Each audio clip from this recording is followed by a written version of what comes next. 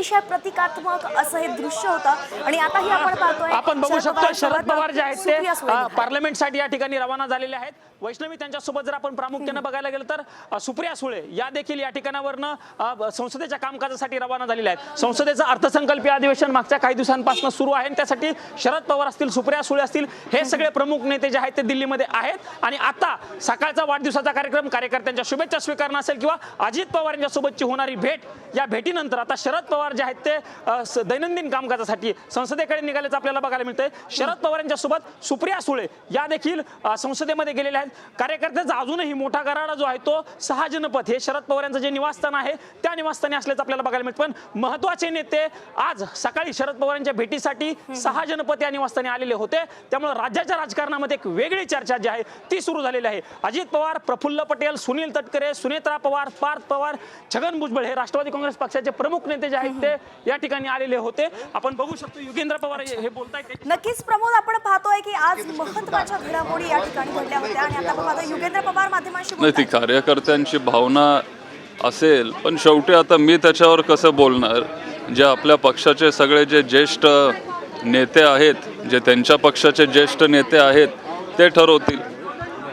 पण युगेंद्रजी, निवडणुकीच्या काळात जे आपल्याला जसं पाहायला मिळालं की प्रचंड टीका झाली होती, जबरदस्त एकमेकांच्या विरोधात दोन्ही बाजू लढल्या आणि त्यानंतर आज हे चित्र पाहायला मिळालं, तर काय वाटतं? नाही, एकतर एवढे जबरदस्त टीका वगैरे असं दोन्ही बाजूनी झाले नाहीत किंवा म्हणजे सगळ्यांनी निवडणुकांमध्ये पातळी काय कधी सोडली नाही, आमचं कुटुंब कधीच तसं वागत नाही आणि शेवटी राजकारण हे एका बाजूला असलं पाहिजे, विचार हे वेगळे असले पाहिजेत, वेगळ्या आता झालेत, पण कुटुंब नेहमी एकत्र आलं पाहिजे, त्याच्यासाठी आपण प्रयत्नही केला पाहिजे आणि आजचा हा एक प्रयत्न तो असेल। पण तुम्ही काय सांगाल की याकडे राजकीय दृष्टिकोनाने पाहावं की कौटुंबिक दृष्टिकोनातून पाहावं? काय भेटीकडे राजकीय अर्थ काढणं नाही, कौटुंबिक 100% कौटुंबिक भेट आहे, बाकी काही नाही। एक महत्त्वाची गोष्ट, ज्यावेळेला दादा काकी सगळे जर आत आले होते नेते, त्यावेळेला रेवती आणि सदानंद सुळे हे मात्र आत नव्हते, ते घराच्या बाहेर, हॉलच्या बाहेर थांबलेले होते। रेवतीचा राग आहे का? रेवती नाही, अहो नाही,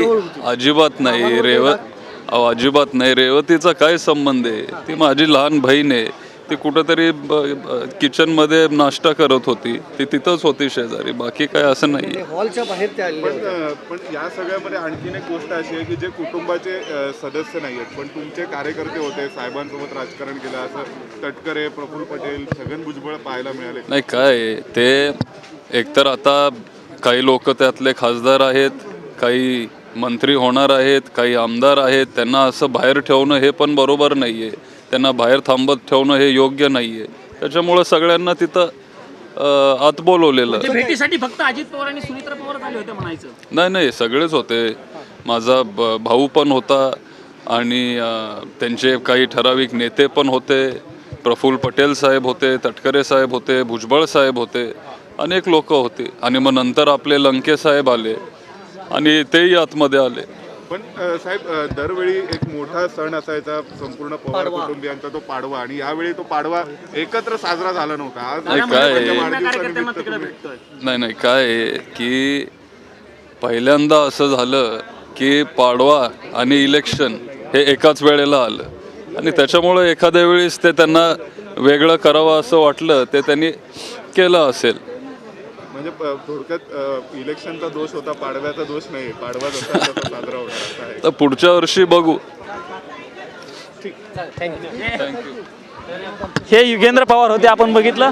आपण त्यांनी प्रतिक्रिया दिलेली आहे की ही कौटुंबिक भेट होती, अशा पद्धतीची प्रतिक्रिया त्यांनी दिलेली आहे। त्यांनी एक महत्त्वाचं विधान केलेलं आहे की आपण जर बघितलं तर युगेंद्र पवारांनी एक महत्त्वाचं विधान केलं आहे। त्यांनी म्हटलं की पक्षाचे इतर नेते जे आहेत ते भेटीसाठी बाहेर ताटकळत ठेवणं योग्य नव्हतं, म्हणून त्यांना घेऊन आतमध्ये गेलो, अशा पद्धतीची प्रतिक्रिया त्यांनी देत असतानाच एक प्रकारे छगन भुजबळ असतील, प्रफुल्ल पटेल असतील, सुनील तटकरे असतील, याच्यावरती नाव न घेता युगेंद्र पवार यांनी एक मिश्किल टिप्पणी केल्याचं आपल्याला बघायला मिळते।